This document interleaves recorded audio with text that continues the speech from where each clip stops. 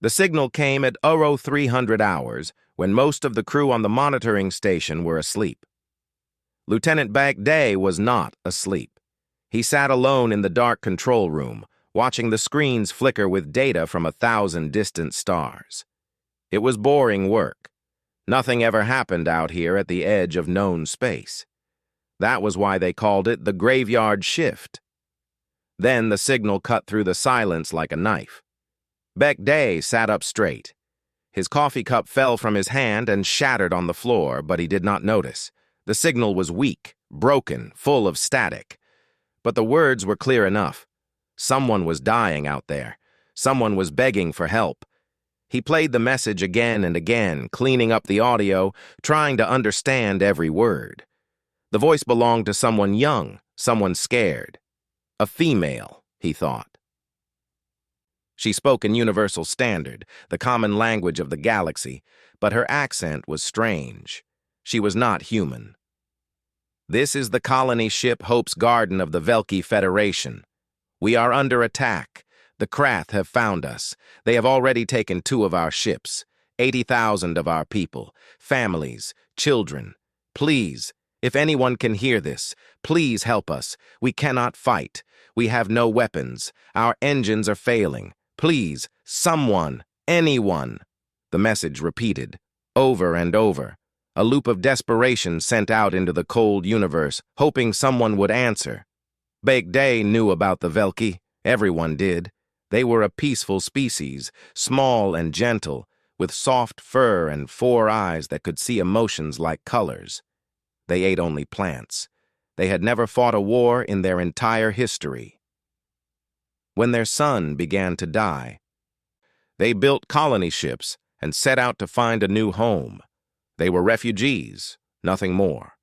Harmless. And the Krath had found them. The Krath were the opposite of the Velki in every way. They were hunters, slavers, monsters who traveled the galaxy looking for weak species to capture and sell. They were strong and cruel, and they feared nothing. The Galactic Council had tried to stop them many times, but always failed. The Krath were too powerful, too numerous, too willing to fight. Bagday sent the signal to command immediately. Within an hour, it had reached Admiral Kang Te aboard the flagship of the United Earth Fleet's 7th Armada. Admiral Kang was 62 years old. He had fought in 3 wars and lost count of how many battles. His hair was gray now and his face was lined with scars and wrinkles, but his eyes were still sharp, still burning with something that time could not take away. He listened to the message in silence. Around him, his senior officers waited. "How far?" Kang asked. 12 hours at maximum speed, Captain Yun Hana answered. She was young for a captain, only 34, but she had earned her rank through skill and courage. She commanded the assault carrier Ironclad, the fastest ship in the fleet. "But sir, the Galactic Council—" "What about them?" "They received the same signal. They are calling an emergency meeting to discuss a response." Kang almost laughed. Almost. "A meeting? How long will that take?" 30 standard cycles, at minimum. You know how they are. 30 cycles. Nearly a month in Earth time. The Velki would be dead or enslaved within hours. The Council knew this. They simply did not care enough to act. This was how it always was. The Galactic Council was made up of hundreds of species, most of them old and powerful and comfortable. They had rules for everything, procedures, committees. They talked and talked while people died. They called it diplomacy. Kang called it cowardice. He looked around the room at his officers. Dr. Shin Nari, the xenobiologist, was studying the data on her tablet with worried eyes. Lieutenant Bayek Dai stood near the door, still shaken from being the one to find the signal. And Sergeant Major Oh Sung, the leader of the ground forces, leaned against the wall with his arms crossed, waiting for orders. "The Velki have never spoken to humans," Nari said softly. "They are afraid of us. To them, we are Deathworlders, monsters from a planet of poison and violence. If we show up with a fleet of warships, They will think we are coming to eat them, Oh Sung finished.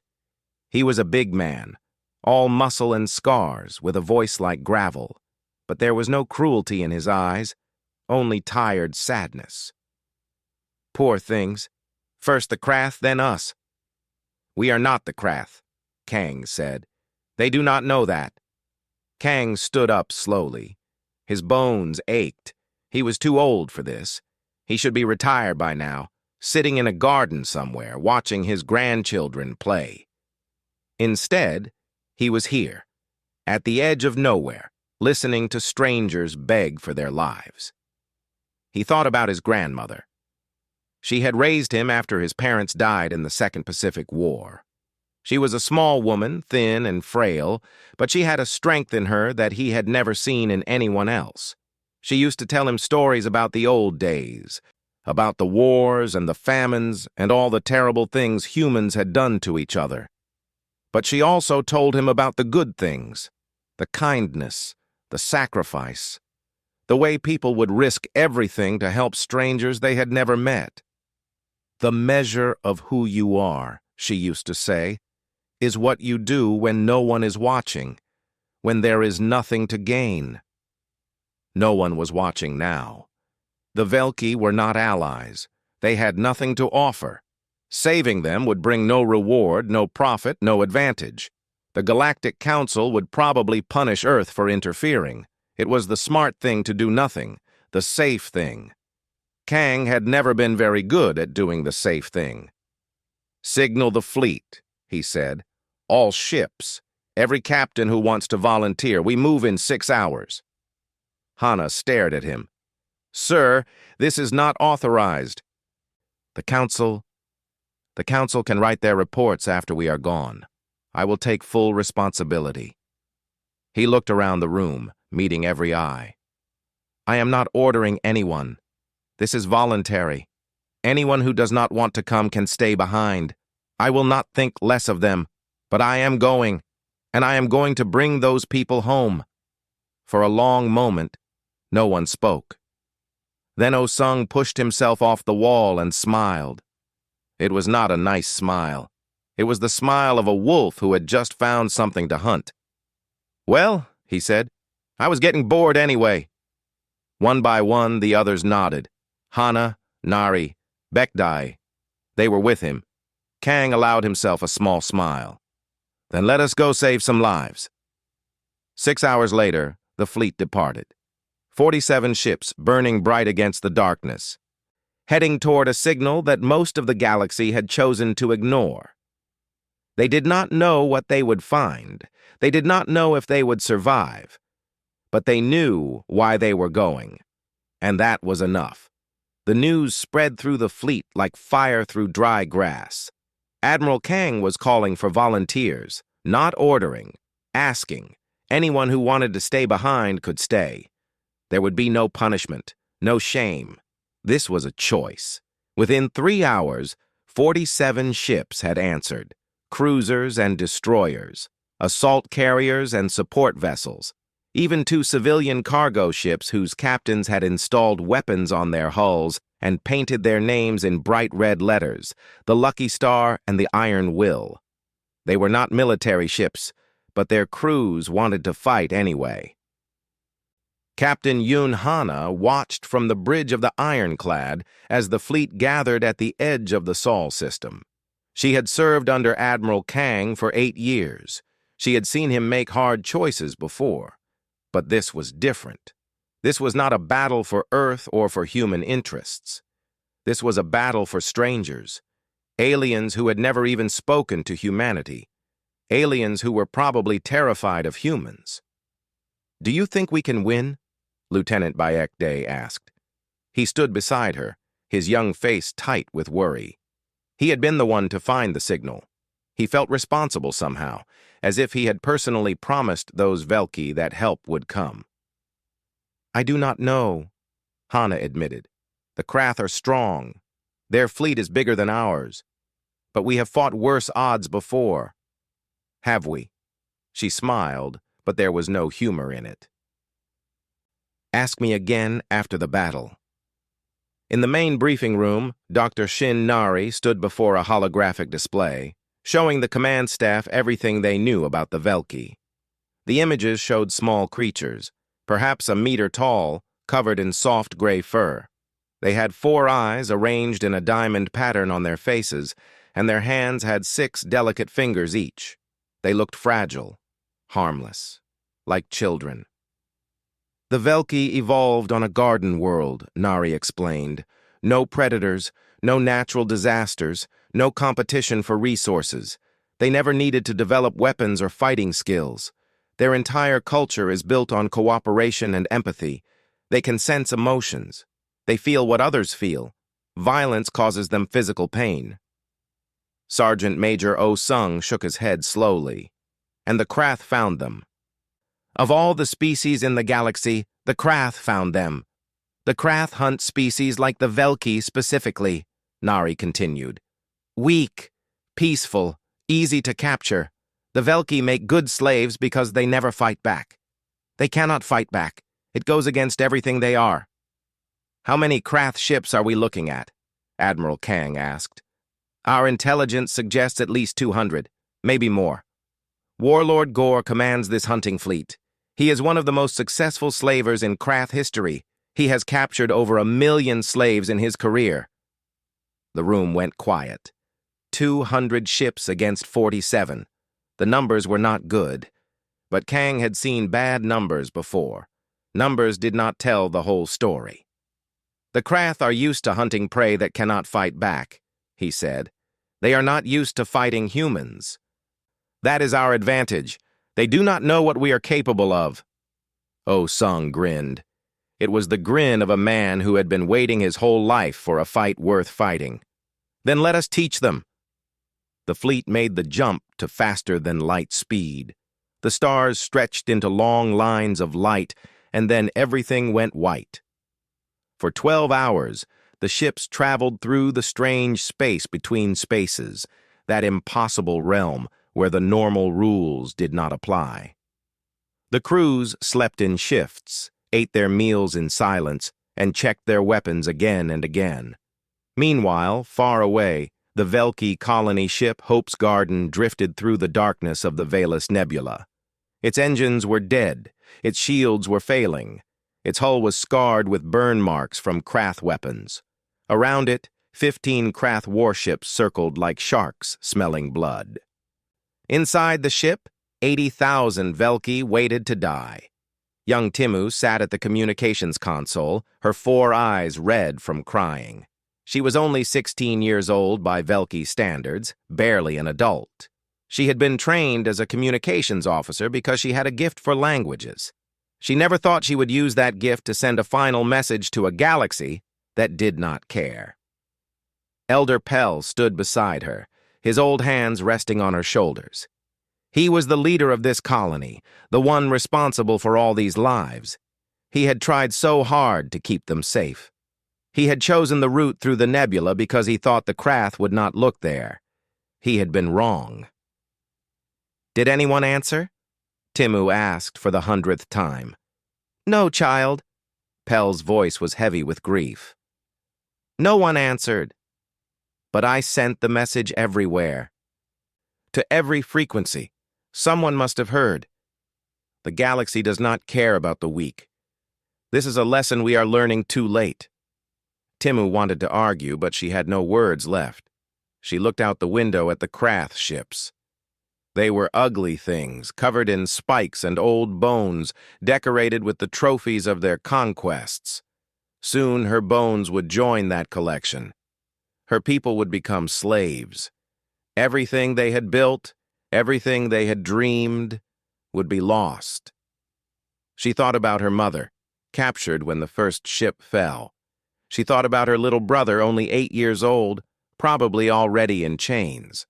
She thought about all the children on this ship, the babies and the elders and the families who had trusted their leaders to keep them safe. I am sorry, she whispered. I tried. I really tried. Pell squeezed her shoulder gently. I know, child. You did everything you could. No one could have done more. The Krath flagship, the Devourer, moved closer. It was the largest ship in the fleet, a twisted mountain of metal and bone that blocked out the stars. Warlord Gore stood on its bridge, watching his prey with hungry eyes. He was massive, even for a Krath, standing nearly 3 meters tall with thick armored skin and claws that could tear through steel. "The third ship is still resisting," one of his officers reported. "They have sealed all the airlocks. They are refusing to surrender." Gore laughed. The sound was like rocks grinding together. "Let them resist. It makes no difference. Cut through the hull. Take them by force. I want every single one of them alive. They will bring a good price at the markets." "Yes, Warlord." Gore turned back to the window. The Velki were pathetic creatures, soft and weak and full of fear, but that was what made them valuable. Slaves who could feel emotions made the best servants. They could sense when their masters were angry. They learned quickly to obey. He thought about how much money this catch would bring. 3 ships, 80,000 slaves. It was the biggest haul of his career. He would be famous, legendary.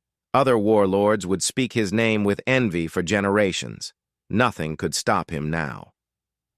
Far away, at the edge of the nebula, 47 human ships dropped out of faster-than-light speed, their weapons powered up, their shields activated. Their crews took their positions. Admiral Kang stood on the bridge of the ironclad, looking at the scanner display. He saw the Krath fleet. He saw the surrounded colony ship. He saw the captured vessels being towed toward the slave processing station. "All ships, battle stations," he said calmly. "We have work to do." The humans had arrived, and they had not come to negotiate. The Velis Nebula was a graveyard. Clouds of purple and red gas drifted between the stars, hiding the wreckage of 1,000 ancient ships. Sensors did not work well here. Communications were unreliable. It was the perfect place for an ambush. The Krath had chosen this spot carefully, knowing that any rescue fleet would have trouble finding them. They had not expected the humans to arrive so quickly. Warlord Gore stared at his scanner display, his yellow eyes narrowing with confusion. 47 ships had just appeared at the edge of the nebula. They were not Krath. They were not Velki. They were something else entirely. "Identify those vessels," he growled. His officer's voice trembled slightly. "They are human ships, Warlord. From the United Earth Fleet." Humans. Gore had heard of humans. Everyone in the galaxy had heard of humans. They were Deathworlders, creatures from a planet so dangerous that most species could not survive there for even a day. They had only joined the Galactic Council 60 years ago, but already they had gained a reputation. They were violent, unpredictable, stubborn. Most species avoided them entirely. But Gore was not most species. He was a Krath warlord. He had conquered worlds. He had crushed fleets twice this size. These humans were nothing but meat waiting to be harvested. "How many ships do we have?" he asked. 212, Warlord. "Then we outnumber them 4-1.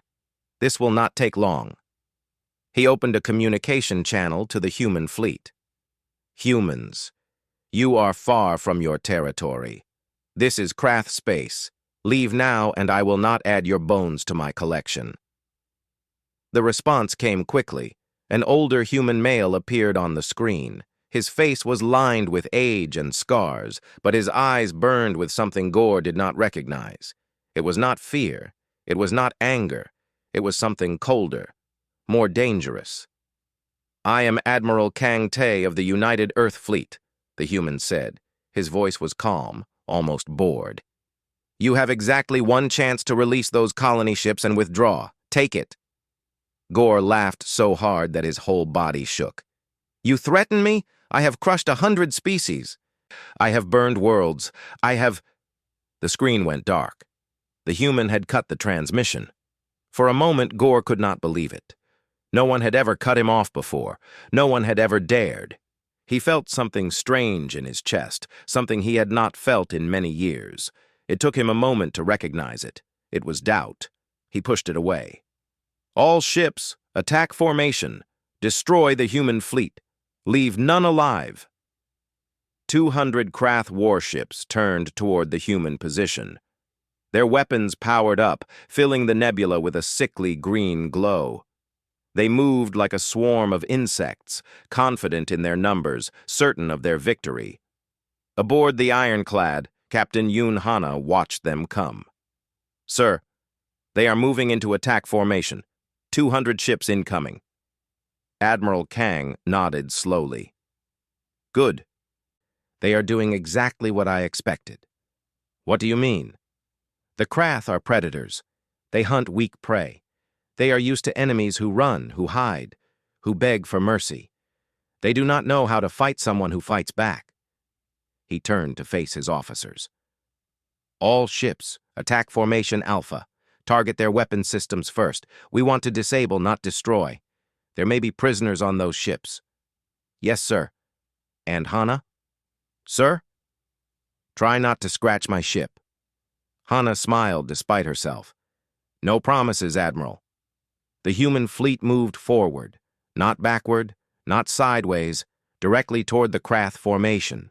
This was not how prey behaved. This was not how anyone behaved against superior numbers. The Krath commanders hesitated, confused by this strange tactic. That hesitation cost them dearly. The ironclad's fighter squadrons launched first. Hundreds of small attack craft screamed out of the carrier's launch bays, moving so fast that the Krath sensors could barely track them. They hit the front line of the Krath fleet like a hammer, targeting engines and weapon systems with surgical precision. Lieutenant Bayek Dai coordinated the attack from his station on the bridge. His fingers flew across the controls, directing fire, adjusting targeting solutions, tracking enemy movements. He had trained for this his entire life. He had never thought he would actually do it. "First wave successful," he reported. 12 enemy ships disabled. Minimal casualties on our side. "Keep pressing," Kang ordered. "Do not give them time to regroup." The main fleet followed the fighters. Cruisers and destroyers moved in tight formation, their heavy weapons tearing through the Krath lines. The humans fought differently than any enemy the Krath had ever faced. They did not try to stay safe. They did not try to minimize risk. They charged directly into the heart of the enemy formation, accepting damage in exchange for dealing more. It was insane. It was reckless. It was terrifying. On the Hope's Garden, Timu watched the battle through a cracked viewport. She could not believe what she was seeing. Ships were fighting, ships with strange symbols on their hulls, symbols she did not recognize. They were attacking the Krath, actually attacking them. "Elder Pell," she whispered. "Someone came. Someone actually came." Pell stood beside her, his 4 eyes wide with shock. He could sense the emotions of the battle even from this distance. The Krath were feeling something they had never felt before: fear, confusion, panic, and the humans felt something entirely different. Not hatred, not bloodlust, something warmer, something protective. "Who are they?" he asked. Timu checked her communications console. A message was coming through on the universal frequency, a human voice, translated into Velki Standard. "Attention Velki colony ships. This is Admiral Kang Tae of the United Earth Fleet. We received your distress signal. We are here to help. Stay calm. Stay inside. We will get you out of this." Timu started to cry. She could not help it. For hours, she had believed that no one was coming, that the galaxy had abandoned them, that her people would die alone in the darkness. But someone had heard. Someone had answered. Someone had crossed the stars to save strangers they had never met. "Why?" she said to herself. "Why would they do this?" She did not know. She could not understand. But as she watched the human ships fight and die to protect her people, she felt something she had not felt since the attack began: hope. Warlord Gore watched his fleet crumble with growing horror. This was not possible. These were just humans, weak, short-lived creatures from a single planet. How were they doing this? How were they winning? His flagship shook as another blast hit the shields. Warning lights flashed across the bridge. Officers shouted reports of damage, of lost ships, of systems failing. "Warlord, we are losing the battle," his second-in-command said. "We must retreat." "No!" Gore's claws dug into the armrests of his chair, leaving deep scratches in the metal. "We do not retreat. We are Krath. We do not run from prey." "These are not prey, Warlord. These are—" "Silence!" Gore stood up, towering over his officers. "Bring me closer to the human flagship. I will kill their admiral myself. I will show them what happens when you challenge the Krath." The Devourer turned toward the ironclad, its massive weapons powered up, charging for a devastating attack. Around it, the remaining Krath ships rallied, following their warlord into one final assault. Admiral Kang saw them coming. He smiled. "All ships, focus fire on the flagship. It is time to end this." The final stage of the battle had begun. The battle had become a storm of fire and metal. Ships exploded in brilliant flashes of light. Debris floated through the nebula like snow. The screams of dying crews echoed across every communication channel, and through it all, the humans kept fighting. Captain Yoon Hana gripped the arms of her command chair as the ironclad shook from another impact. Alarms blared. Smoke filled the bridge. One of her officers was bleeding from a cut on his forehead, but he stayed at his station, refusing to leave. "Shields at 40%, Lieutenant Bayek reported. His voice was calm, professional. Only the tightness around his eyes showed how scared he really was. "We have lost 3 fighter squadrons. The cruiser Bright Star is gone. The destroyer Moonshadow is requesting permission to withdraw." "Denied," Hana said. "Tell them to fall back to support position and provide cover fire. We need every gun in this fight." "Yes, Captain." On the main screen, the Devourer was getting closer. Warlord Gore's flagship was damaged but still dangerous. Its weapons were charging for a massive attack, one that could destroy the ironclad in a single blast. Admiral Kang stood behind Hana's chair, watching the approaching ship with calm eyes. He had seen death before. He had faced impossible odds before. This was just another battle.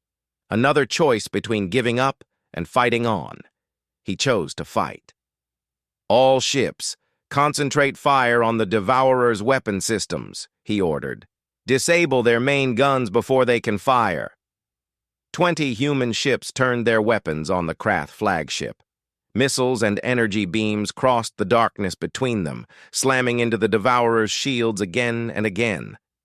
The Krath ship shuddered under the assault, its shields flickering, weakening. But it was not enough. The Devourer's main weapon was almost charged. Then the Lucky Star appeared. The civilian cargo ship had no business being in a battle. It was slow, poorly armed, and had a crew of only 30 volunteers. But its captain, a retired merchant named Ryu Dahl, had insisted on joining the fleet. He had lost his daughter to Krath slavers 10 years ago. He had been waiting for a chance to fight back ever since. Now he got his chance. The Lucky Star flew directly into the path of the Devourer's main weapon. Its shields were pathetic. Its hull was thin. Everyone knew what would happen when that weapon fired. "Captain Ryu, what are you doing?" Hana shouted into the communications channel. "Pull back! That is an order!" Ryu's voice came through the static, calm and sad and certain. "I am sorry, Captain, but this is my choice. Tell the fleet to fire everything they have at the weapon port while I have its attention. Win this battle.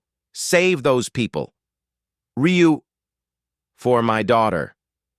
The Devourer's weapon fired. The Lucky Star vanished in a flash of light so bright that it blinded every sensor in the fleet. But in that moment, in that brief window when the Krath weapon was exposed and vulnerable, 20 human ships fired everything they had. The Devourer's main weapon exploded. The blast tore through the flagship's hull, ripping open deck after deck. Secondary explosions followed, spreading through the ship like fire through paper. Warlord Gore had just enough time to feel fear, real fear, before his bridge was consumed by flames. The Devourer died screaming. When the flagship fell, the remaining Krath ships lost their courage. They had followed Gore because he was invincible, because he had never lost. Now he was dead, and they were alone, facing enemies who would not stop, would not run, would not surrender. They broke. One by one, then in groups, the Krath ships turned and fled into the nebula. Some were destroyed as they ran. Others escaped into the darkness, carrying stories of the terrible Deathworlders who had come from nowhere and destroyed everything. But the battle was not over yet. Sergeant Major Oh Sung led the boarding parties onto the captured Velki ships. His Marines moved through the corridors in tight formation, their weapons ready, their faces hidden behind combat helmets. They looked like monsters. They knew they looked like monsters. They did not care. The first ship they boarded was the Eternal Spring. It had been captured 3 hours ago. The Krath guards were still there, still processing the prisoners, still putting chains on soft gray wrists. Oh Sung kicked down the door to the main holding area. Inside, he found 200 Velki huddled together in a corner, their 4 eyes wide with terror. Krath guards stood over them with shock sticks, ready to punish any who resisted. The Krath turned to face the humans. They were big, armored, confident in their strength. They did not know what humans could do. They learned quickly. Oh Sung moved like water, like lightning, like death itself. His rifle barked once, twice, 3 times. The first guard fell with a hole in his chest. The second lost his arm at the elbow. The third tried to run and made it exactly 2 steps before a bullet found his spine. The other Marines followed their leader, clearing the ship room by room. It took them 20 minutes to kill every Krath on board. None of the Velki were harmed. When the last guard fell, Oh Sung walked over to the prisoners. He removed his helmet so they could see his face. He was an ugly man, scarred and weathered by years of fighting, but his eyes were kind. "You are safe now," he said in simple universal standard. "No one will hurt you. We are here to help." One of the Velki, an old male with gray fur and tired eyes, crawled forward on trembling legs. He could sense Oh Sung's emotions. He expected to feel hunger, cruelty, the cold satisfaction of a predator claiming its prey. Instead, he felt something else entirely: warmth, protectiveness, a fierce, burning desire to keep these strangers safe. It was overwhelming. It was beautiful. It was nothing like anything the old Velki had ever felt before. "Why?" he asked, tears streaming from his 4 eyes. "We are nothing to you. We have nothing to offer. Why did you come?" Oh Sung helped him to his feet gently, careful not to hurt him with his strong hands. "Because you called for help. That is enough." The old Velki could not understand. It made no sense. In his entire life, he had never known anyone to help strangers for free. The galaxy did not work that way. The strong took from the weak. That was the only rule. But these humans had broken that rule. They had crossed the stars and risked their lives for people they had never met. They had died for strangers. The old Velki wept, and he was not the only one. Aboard the Hope's Garden, Timu watched the human ships move between the rescued vessels, providing medical aid and supplies. The battle was over. The Krath were gone. Her people were safe. She still could not believe it. Elder Pell stood beside her, his hands pressed against the viewport glass. "We must thank them," he said softly. "We must find their leader and thank him." "Will they let us?" Timu asked. "They are Deathworlders. Maybe they do not want to talk to us. They came to save us. They will talk." A communication request appeared on Timu's console. It was from the human flagship. She accepted it with trembling fingers. Admiral Kong's face appeared on the screen. He looked tired. older than before. There was blood on his uniform, though it was not his own. "This is Admiral Kang Tae," he said. "The Krath fleet has been destroyed or driven off. All 3 of your colony ships are secure.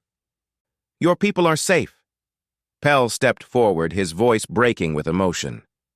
"Admiral Kang, I am Elder Pell, leader of the Velki colony fleet. I do not have words sufficient to thank you for what you have done." "No thanks are necessary."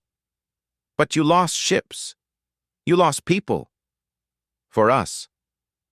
Kang was silent for a moment. When he spoke again, his voice was heavy with grief. "We lost 23 ships, good people. I will carry their names with me for the rest of my life." He paused. "But they knew what they were doing. They chose to come. They chose to fight, because that is what we do." "I do not understand," Pell admitted. "Why would anyone choose to die for strangers?" Kang looked at him with those tired, burning eyes. "Because you asked for help. Because we were the only ones who could answer. Because somewhere out there, 80,000 souls were crying out, and the universe should not be a place where those cries go unanswered." He smiled, just a little. "That is what it means to be human." Pell had no response. He simply stood there, tears falling silently, feeling the weight of a kindness he had never known existed.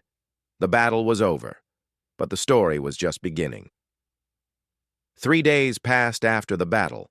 The human fleet remained in the Velis Nebula, helping the Velki repair their ships and care for their wounded. Medical teams moved between vessels, treating injuries and distributing supplies. Engineers worked around the clock to fix damaged engines and hull breaches. Counselors spoke with traumatized survivors, offering comfort in soft voices. The Velki watched all of this with wonder and confusion. They had expected the humans to leave after the battle. They had expected demands for payment, for territory, for something in return. That was how the galaxy worked. No one did anything for free, but the humans asked for nothing. They simply helped. Admiral Kang stood on the observation deck of the ironclad, looking out at the fleet of wounded ships.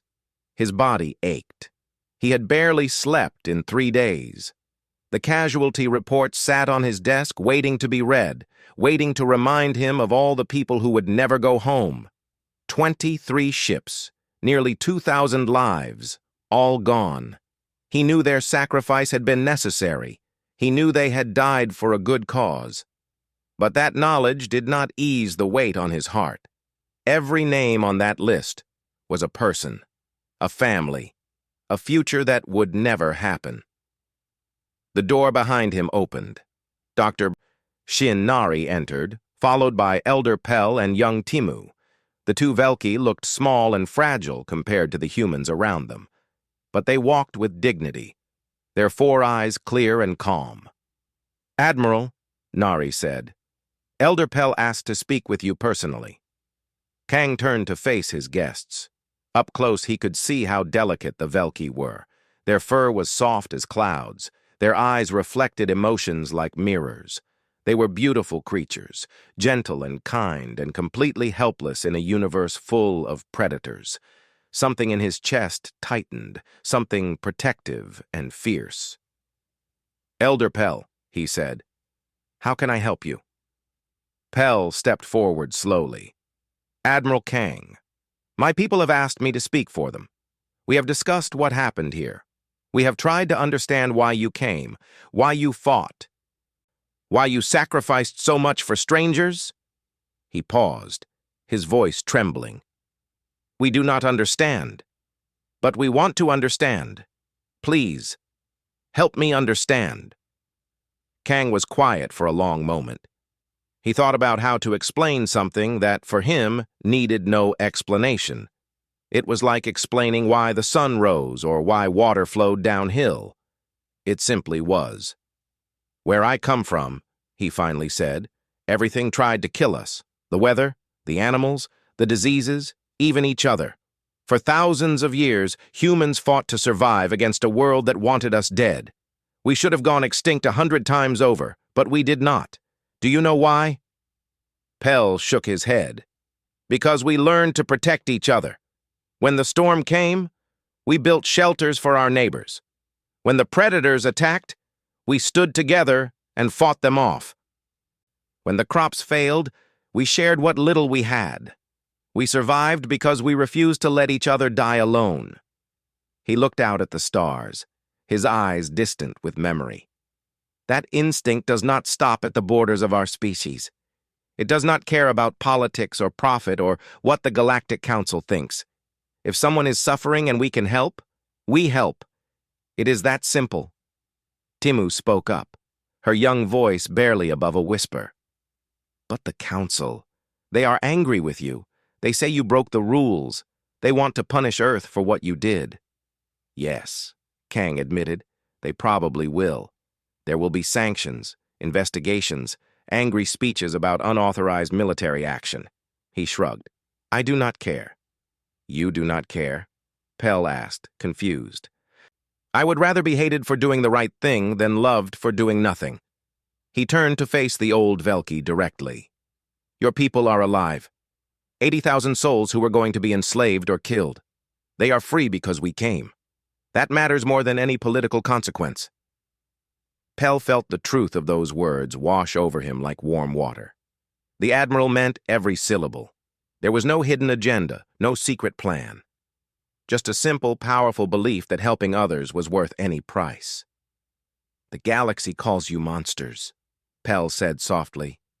Deathworlders, creatures too dangerous to trust. But you are not monsters. You are the opposite of monsters. Kang smiled, but there was sadness in it. We are both. That is the truth about humans. We can be cruel.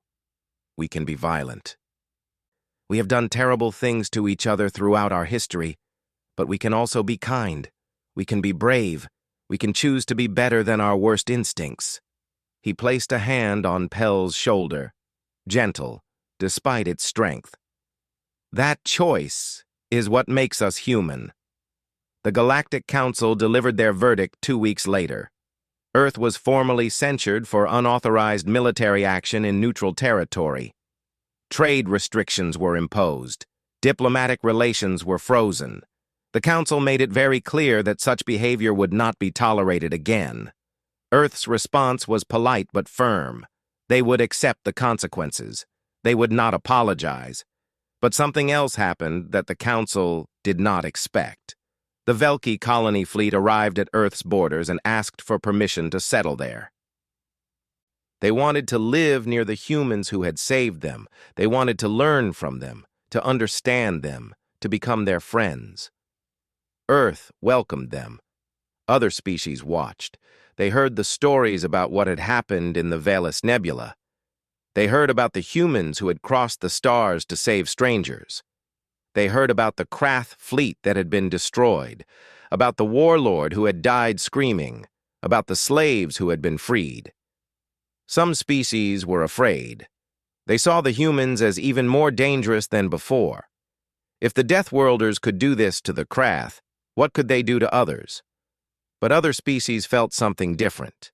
The weak ones, the prey species, the races that had spent their entire history running and hiding from predators. They looked toward Earth and saw not a threat, but a hope. Maybe the galaxy did not have to be ruled by the strong. Maybe there was another way. Slowly, quietly, messages began to arrive at Earth's communication stations. Requests for friendship, offers of alliance, questions about whether the humans would help others the way they had helped the Velki. The answer was always the same, yes. Captain Yoon Hana found Admiral Kang alone in his quarters on the final night before the fleet returned to Earth. He was sitting in the darkness, staring at a datapad that displayed the names of the fallen. Sir, she said softly, we are ready to depart. I know. He did not look up. I was just remembering. Hana sat down across from him. You made the right choice, Admiral. Everyone knows that. Did I? He set down the datapad. 23 ships, 2,000 people. They trusted me. and I led them to their deaths. You led them to victory. You led them to save 80,000 lives. Is that enough? Is it ever enough? Hannah did not answer immediately. She thought about the question carefully, the way she had been trained to think about everything. Finally, she spoke. When I was a child, my father told me a story about a beach covered in starfish, thousands of them dying in the sun. A man was walking along, throwing them back into the ocean one by one. Someone asked him why he bothered. There were too many to save. He could not make a difference. Do you know what the man said? Kang looked at her. He picked up another starfish and threw it into the sea. Then he said, I made a difference to that one. The Admiral was quiet for a long time. Then, slowly, he smiled. It was a tired smile, heavy with grief and loss. But there was something else in it, too. Something like peace. Thank you, Hannah. Always, sir. He stood up and straightened his uniform. Signal the fleet. It is time to go home. The human fleet departed the Veles Nebula the next morning. 47 ships had come. 24 returned. They left behind the wreckage of their fallen comrades, the graves of heroes who had died far from home. But they also left behind something else, a story, a legend, a message to every corner of the galaxy. The Deathworlders had heard a cry for help, and they had answered. In the years that followed, that story would spread. It would inspire revolutions and change governments. It would make enemies and create friendships. It would reshape the balance of power in ways that no one could have predicted. Because for the first time in galactic history, the weak had a champion, the helpless had a protector, the forgotten had someone who would remember them. Humanity had arrived, and the galaxy would never be the same.